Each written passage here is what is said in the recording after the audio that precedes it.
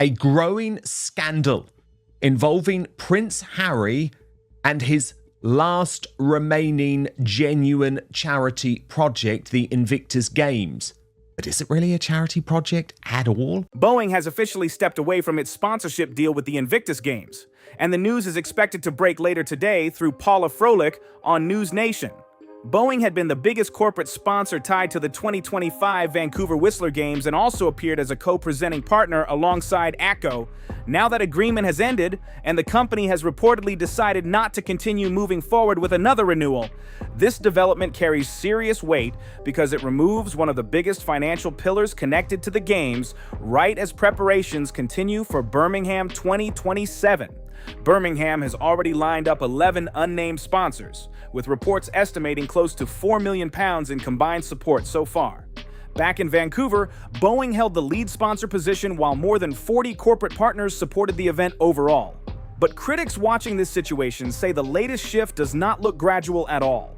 They describe it as a sudden change that raises larger questions about long-term confidence and future financial stability.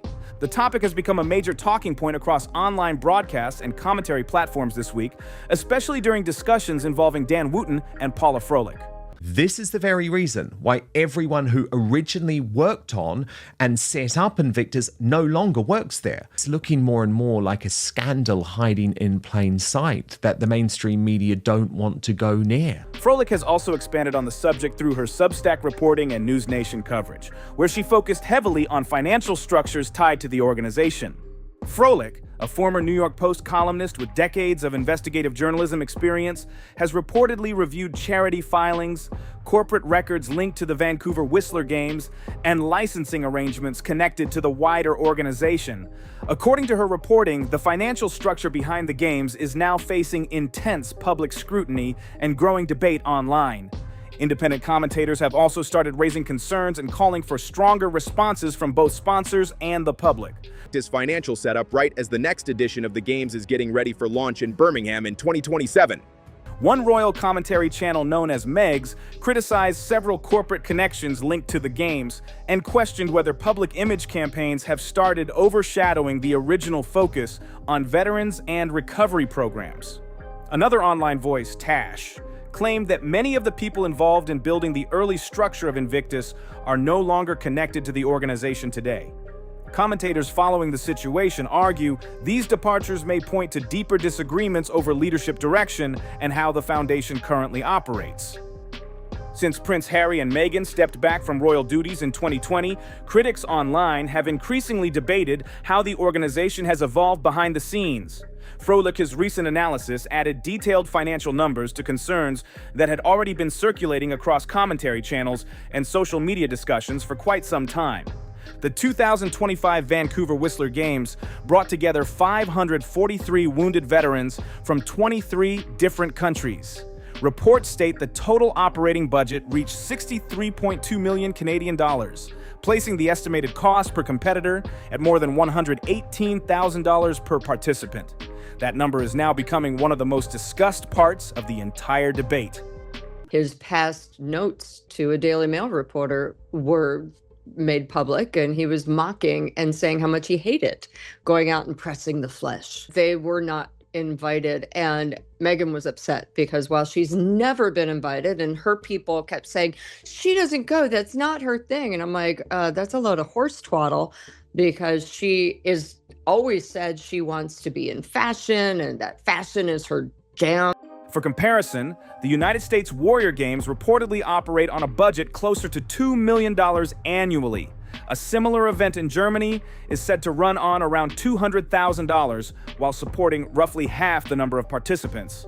Because of that massive spending difference, many observers are now openly questioning why the Invictus Games operates at such a dramatically higher financial level compared to similar international programs.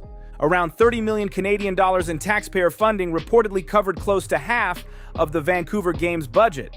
According to an alternative funding breakdown shared by Rachel from the Curious Pilot channel, critics argue that level of public money could have supported a huge range of direct veteran services instead, including prosthetics, mobility equipment, therapy programs, accessibility upgrades, service animals, rehabilitation support, and transportation assistance.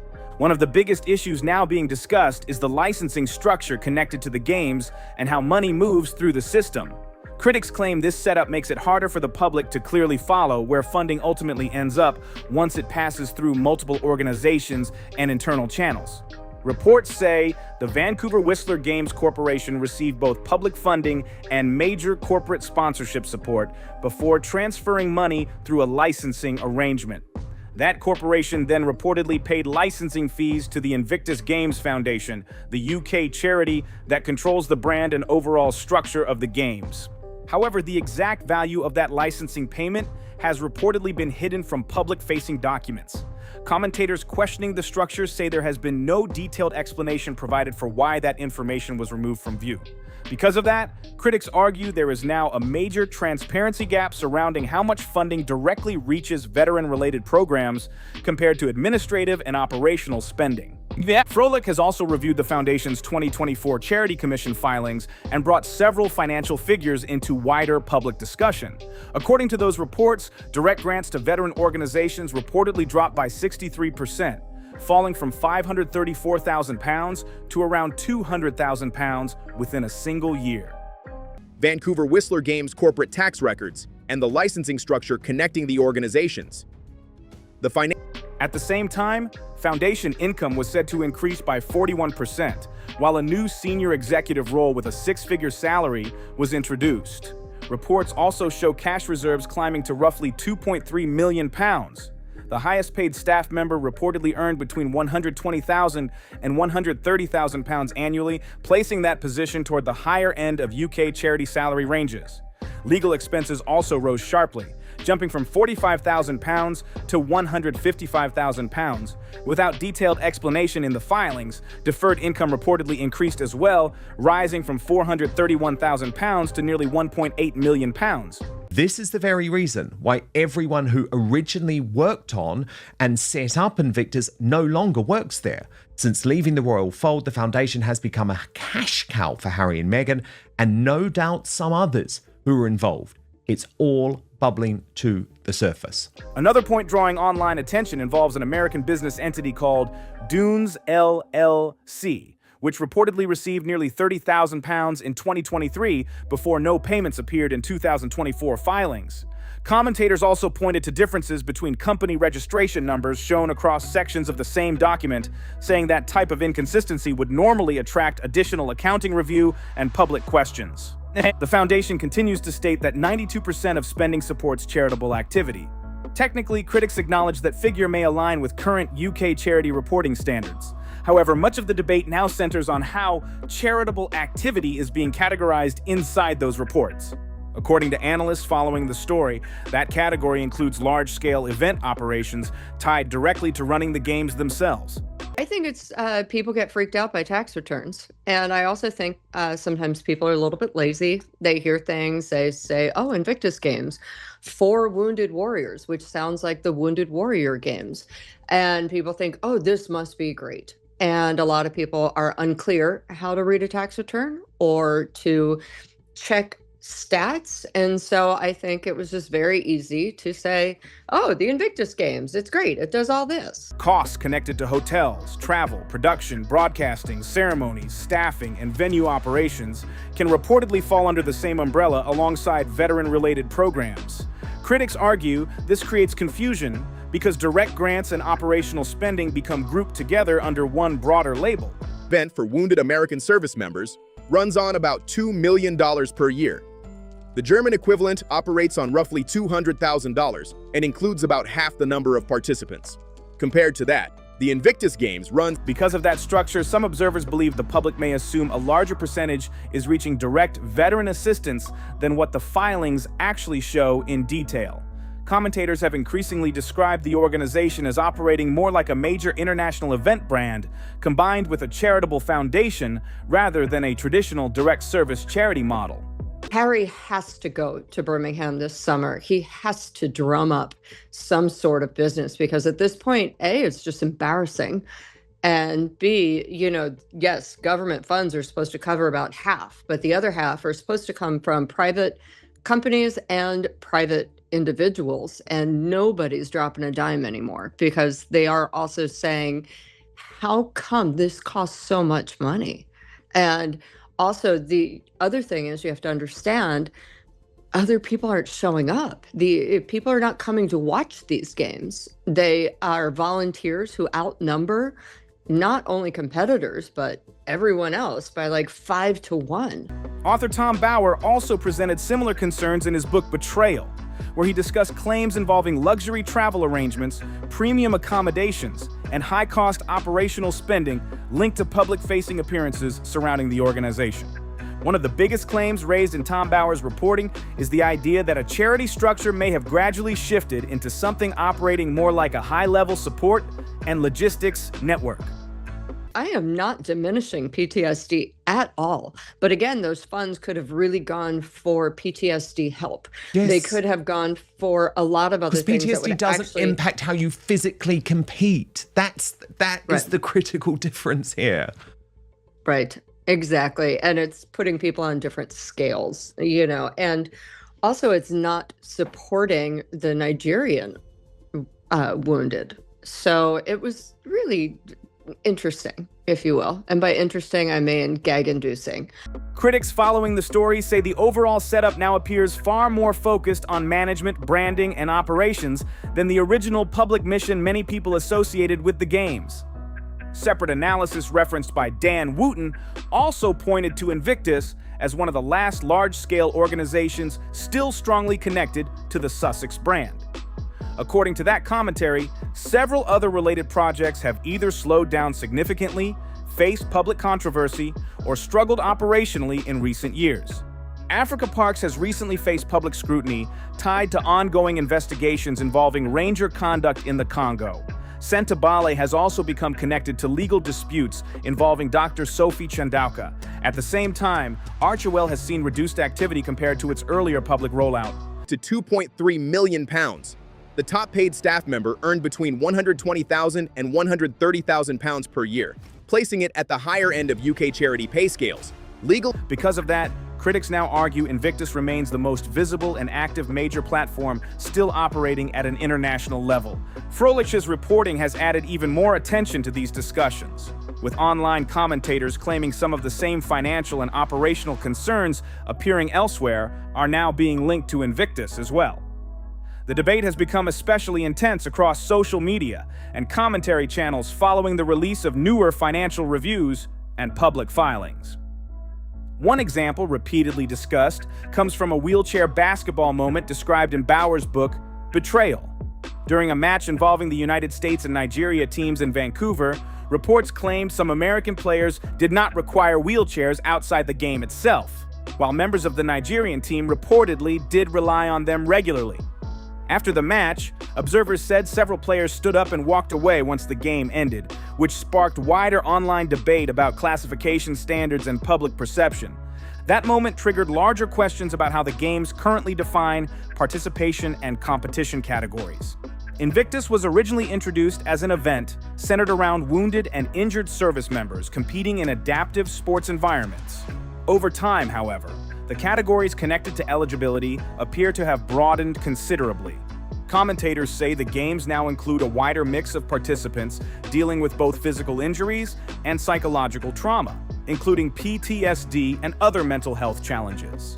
Supporters argue that expansion reflects the realities many veterans face after service. Critics, however, believe the broader system has changed how the public understands the competition itself.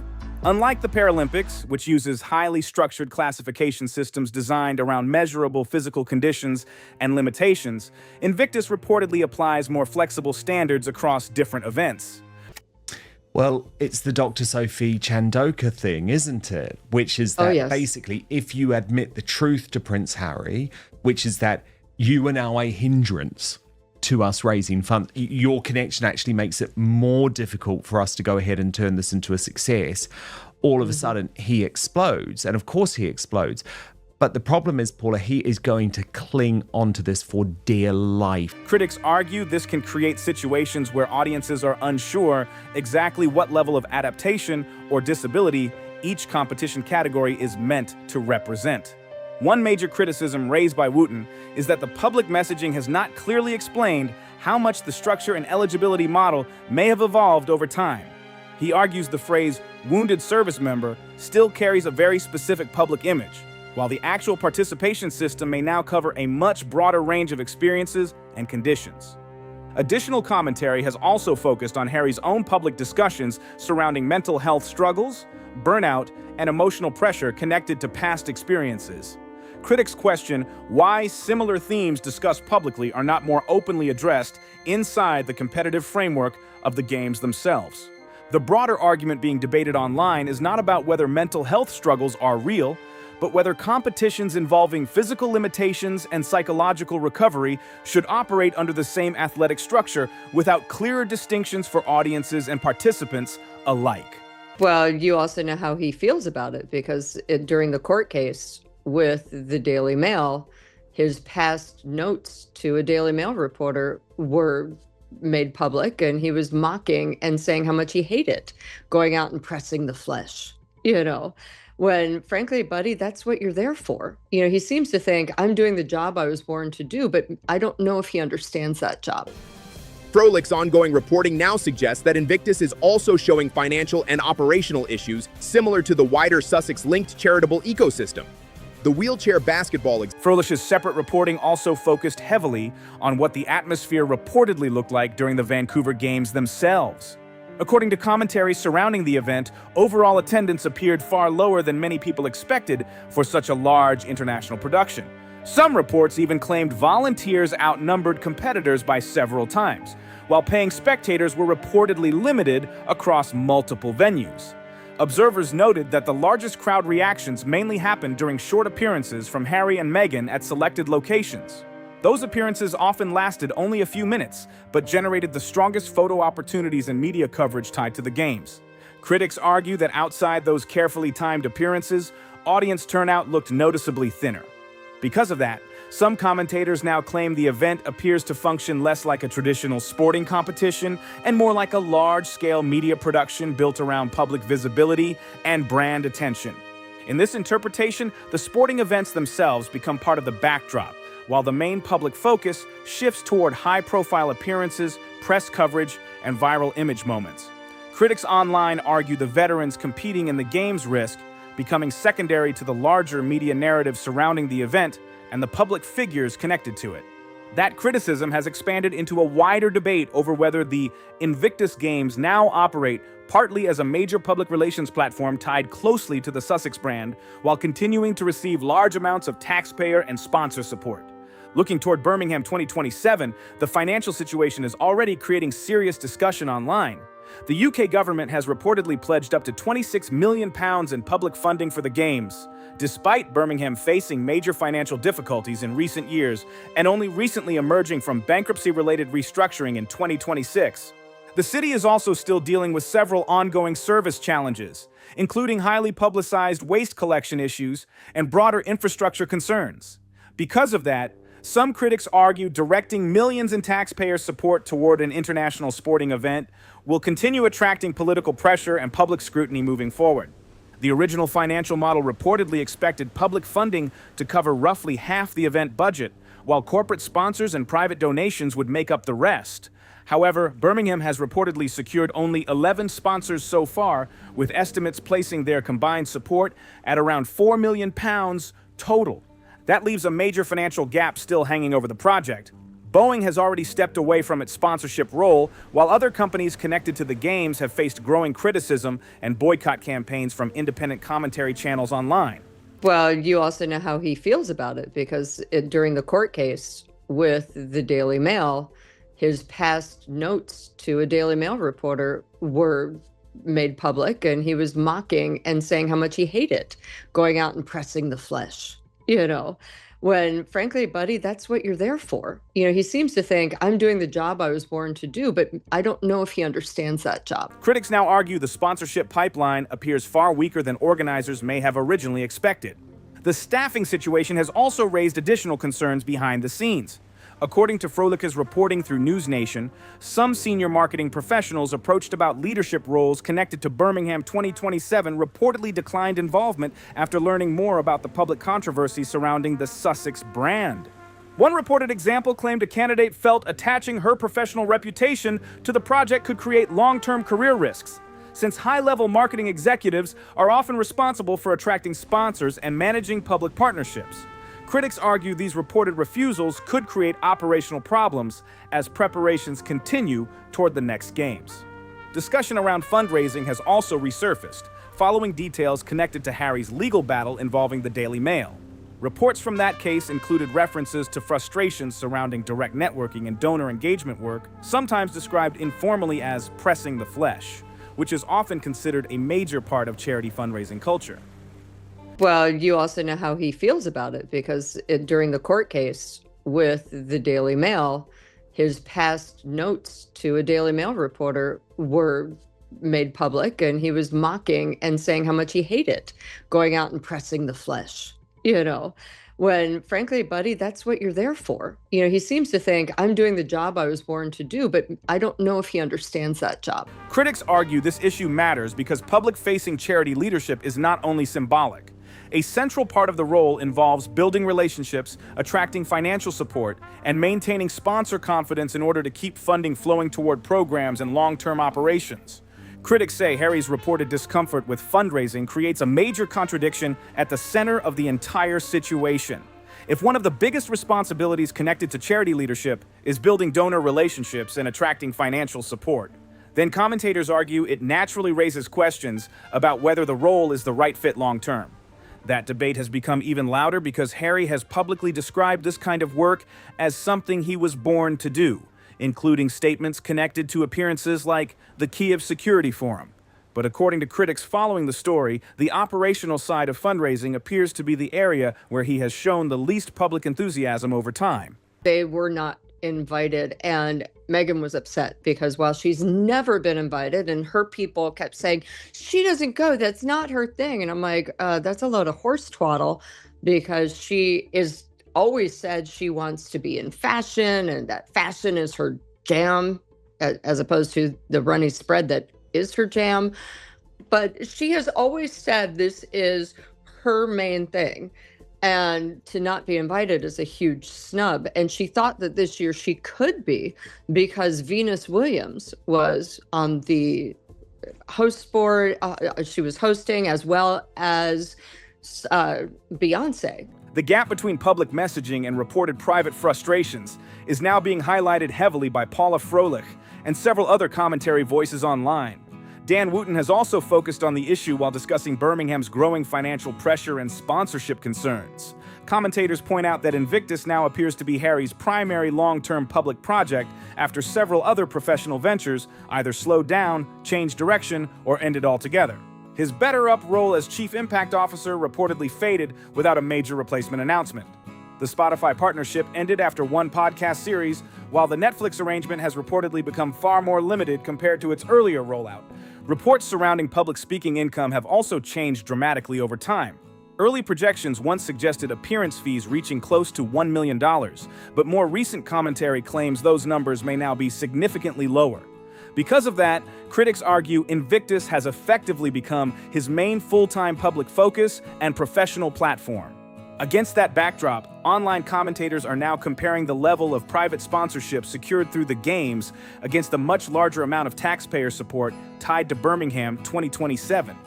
Critics describe the imbalance as more than temporary financial pressure, arguing it points toward deeper structural questions about sustainability and long-term fundraising performance. The Netflix partnership has scaled down. Public speaking income once projected at around $1 million per appearance. Operational decisions. He then brought in supporters aligned with his approach to fill those positions. Commentators argue this reflects a... From this perspective, the debate is no longer just about image or popularity.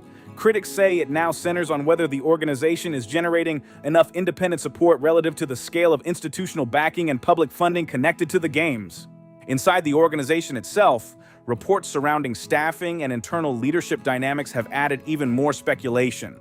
According to commentary tied to the Vancouver preparations, 2 senior figures connected to Invictus Games Canada reportedly either left their positions or were replaced following disagreements over operational decisions.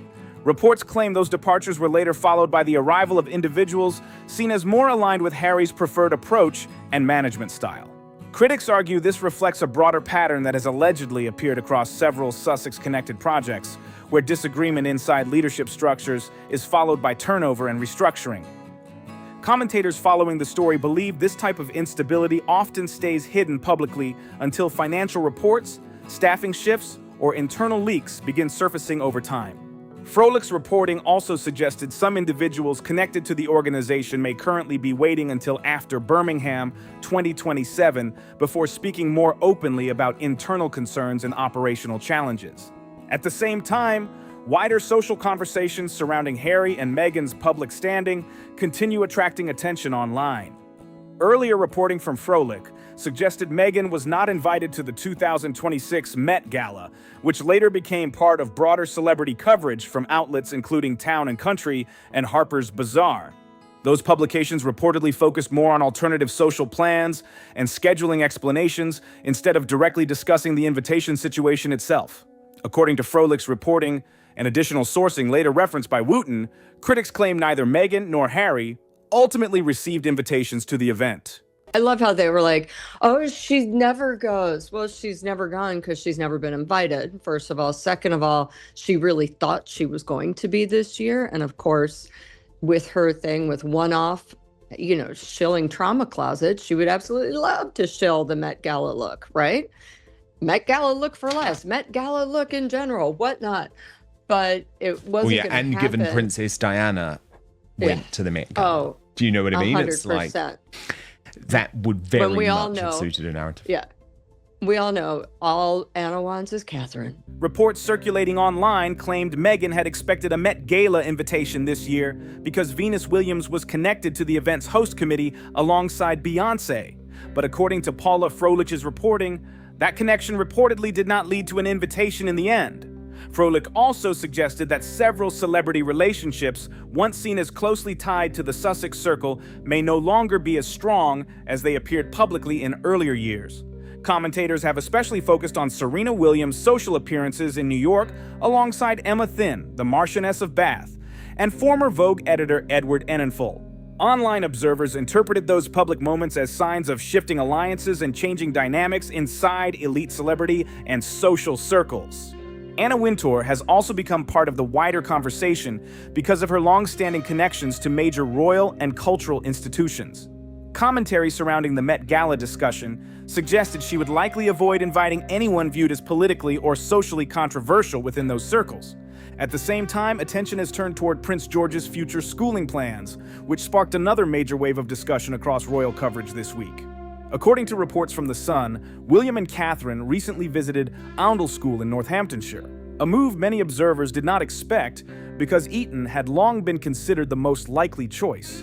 Oundle is one of Britain's oldest independent schools, dating back to the 1500s, and tuition reportedly costs close to £59,000 per year. Damien Grammaticus. The Good Schools Guide describes the campus as having elegant Jane Austen-style architecture, without the floppy head entitlement tone sometimes associated with elite schooling. Prince George turns 13 this year and will... The school has become known for offering a wide mix of extracurricular activities, including music programs, science initiatives, sports, and even unusual clubs like beekeeping and pipe band performance. The school also has several famous alumni connected to entertainment, science, sports, and broadcasting. Commentators pointed out that the Good Schools Guide described Oundle as academically strong, while avoiding some of the more stereotypical elite boarding school culture often linked to traditional upper-class institutions. Prince George is expected to finish at Lambrook School this summer before beginning the next stage of his education. Earlier assumptions heavily favored Eton because William attended there himself, and the campus is located close to Windsor. Marlborough College, Catherine's former school, has also remained a strong possibility throughout the discussion. Oundle's location would likely require George to become a full-time boarder, which many commentators viewed as an important detail. Some royal watchers believe William and Catherine may now be considering a different path from previous royal generations, instead of simply following long-established tradition without question. Marlborough continues attracting attention because it would allow all three children to potentially remain on a more unified educational track. Critics and commentators alike have pointed out that Catherine often appears focused on creating a stable sibling bond similar to the close family dynamic associated with the Middleton family upbringing. Frolic's interpretation of the situation is that Catherine sees value in keeping siblings closer together during important developmental years rather than separating them across different institutions and schedules. Commentary comparing past royal family relationships has also resurfaced, with observers arguing that earlier generations sometimes experienced emotional distance because of rigid schooling traditions and separate life paths. Supporters of the current approach believe shared experiences and stronger day-to-day family connections may help create more stability over time. As a result, the school search is now being framed as more than a simple education decision. Critics say it reflects a broader strategy about long-term family structure, public image, and institutional continuity inside the monarchy. At the same time, online commentary continues linking these royal family discussions back to the larger debate surrounding Invictus, sponsorship concerns, and public perception tied to the Sussex brand. Strengthens it. Catherine is reportedly aiming for her little ones to develop the same kind of sibling unity the Middletons experienced. The broader conclusion being drawn is that these separate threads, Critics argue several developments now appear connected, including Boeing stepping away from sponsorship involvement, growing financial scrutiny, staffing turnover, criticism surrounding classification systems at the Games, and wider celebrity distancing narratives. According to this interpretation, major companies and public institutions may be becoming more cautious about where they place long-term support and public partnerships. Boeing's withdrawal is being treated by many commentators as one of the strongest corporate signals yet, because the company is known for highly cautious long-term decision-making and brand management. Critics argue that when a corporation operating at that scale chooses not to renew a major sponsorship relationship, other companies often take notice as well. That possibility has increased concerns surrounding Birmingham 2027 and whether organizers can realistically close the remaining sponsorship gap before the Games arrive. Without Boeing's support, many observers believe the pressure on public funding becomes even greater. The UK government's reported £26 million commitment may now carry a far larger share of the final financial burden than originally expected, especially if additional sponsors fail to step in over the next stage of preparations. Because of that, critics believe the political debate surrounding taxpayer funding, sponsorship performance, and public accountability is only going to intensify moving forward. Supporters still argue the Games provide meaningful visibility and opportunities for wounded veterans worldwide. But opponents claim the growing financial questions, leadership controversies, and public image concerns are becoming harder for organizers and institutional backers to ignore as Birmingham 2027 gets closer.